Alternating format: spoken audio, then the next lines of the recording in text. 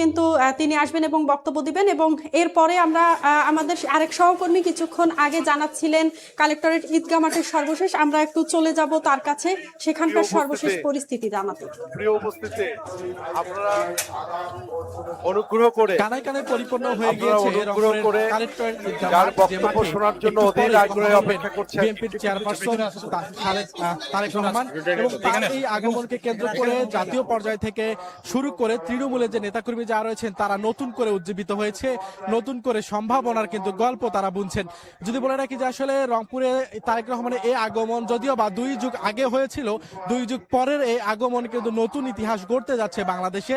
সাধারণ মানুষের একদিকে যেমন উৎসাহ উদ্দীপনা, ঠিক অপরদিকে তারেক রহমানের প্রতি সাধারণ মানুষের যে ভালোবাসা, আবেগের যে একটি নাম তারেক রহমান, তার কিন্তু বহিঃপ্রকাশ ঘটছে রংপুরের কালেক্টরেট ঈদগাহ মাঠের এই যে আসলে জনসমাবেশ, সেই জনসমাবেশে তারেক রহমান কিন্তু প্রথমে রংপুরে এসে প্রথম শহীদ আবু সাঈদের যে কবর, সেই কবর জিয়ারত করবেন এবং এরপরে রংপুরের কালেক্টরেট ঈদগাহ মাঠ, সেই ঈদগাহ মাঠে কিন্তু উপস্থিত হবেন তারেক রহমান। এবং এরই মধ্যে জাতীয় পর্যায়ে বাংলাদেশ জাতীয়তাবাদী দল বিএনপির যারা নেতৃবৃন্দ যারা রয়েছেন তারা কিন্তু এরই মধ্যে মঞ্চে এসে গিয়েছেন এবং রংপুরের যে সংসদীয় যে 6টি আসন রয়েছে, এই 6টি আসনে যারা এমপি প্রার্থী যারা রয়েছেন তারাও কিন্তু এরই মধ্যে এই যে সভাস্থল রয়েছে, সভাস্থলে কিন্তু তারা এসেছেন। রংপুরের বিভাগের 8টি জেলার সাধারণ যারা ভোটার যারা রয়েছেন, বিএনপি যারা সমর্থক যারা রয়েছেন, তাদের একদম কিন্তু আনাগোনায় রংপুরের যে কালেক্টরের যে ঈদগাহ মাঠ, এই ঈদগাহ মাঠ কিন্তু একদম পরিপূর্ণ হয়েছে, পূর্ণতা পেয়েছে বাংলাদেশ জাতীয়তাবাদী দল বিএনপির যে নির্বাচনীয় যে জনসভা, সেই জনসভা স্থলে। আর যদি বলে রাখি যে আসলে এরই মধ্যে রংপুর মহানগর এবং জেলা বিএনপির যারা সদস্য যারা রয়েছেন তারা কিন্তু শুধুমাত্র 24 ঘন্টার ব্যবধানে কিন্তু এত বড় একটি আয়োজন করেছে। এর জন্য কিন্তু আসলে তাদেরকে কিন্তু রাতভর যে পরিশ্রম, সেই পরিশ্রম কিন্তু আমরা করতে দেখেছি। এবং এরই মধ্যে কিন্তু আমরা যেমনটি লক্ষ্য করতে পারছি যে পুরো যে সমাবেশ স্থল যেটি রয়েছে, এই পুরো সমাবেশ স্থলে কিন্তু সাধারণ যারা ভোটার যারা রয়েছেন, বিএনপির যারা সমর্থক যারা রয়েছেন, তাদের একদম কিন্তু যেন আনাগোনায় যেমন মুখরিত হয়ে গিয়েছে। পুরো মাঠে কিন্তু সাধারণ মানুষের মাথা ছাড়া আসলে কিছুই দেখা যাচ্ছে না।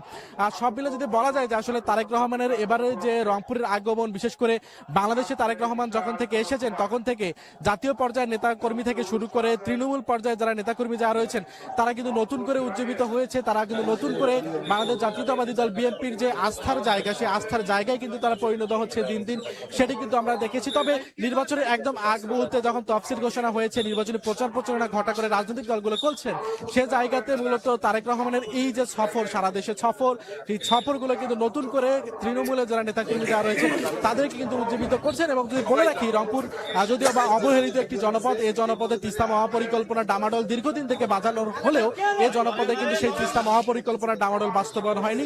সেটি থেকে শুরু করে বাংলাদেশ জাতীয়তাবাদী দল বিএনপির যে 31 দফা রয়েছে, এই 31 দফা বাস্তবায়নের জন্য কিন্তু কথা বলবেন, এই অঞ্চলের মানুষকে আবার নতুন করে আশা সঞ্চালন করবে এই অঞ্চলের মানুষের মধ্যে। সেই প্রত্যাশা নিয়েই কিন্তু রংপুরে যে কালেক্টরেট ঈদগাহ মাঠ রয়েছে, এই ঈদগাহ মাঠে কিন্তু হাজার হাজার মানুষের সমাগম ঘটেছে। শুধু এই কালেক্টরেট ঈদগাহ মাঠ নয়, আশপাশের পুরো এলাকা জুড়ে কিন্তু আমরা যেমনটি লক্ষ্য করতে পারছি বাংলাদেশ জাতীয়তাবাদী দল বিএনপির যারা সমর্থক যারা রয়েছেন, যারা তারেক রহমানকে ভালোবাসে, বাংলাদেশ জাতীয়তাবাদী দল বিএনপিকে ভালোবাসে, তারা কিন্তু এই মাঠে কিন্তু উপস্থিত হয়েছেন। এবং তারেক রহমানের এই সভা দীর্ঘ 2 যুগ পর এই সভাকে স্মরণীয় করে রাখতে, একবার নিশ্চয়কে দেখার উদ্দেশ্যে কিন্তু এই সমাবেশ স্থলে কিন্তু এসেছে হাজারো মানুষ। তো এই ছিল কিন্তু রংপুরের যে সমাবেশ স্থল, সেখান থেকে সর্বশেষ। ধন্যবাদ। এবং আমরা দেখছিলাম যে কালেক্টরেট ঈদগাহ মাঠে সভাস্থল থেকে ওখানকার সর্বশেষ এবং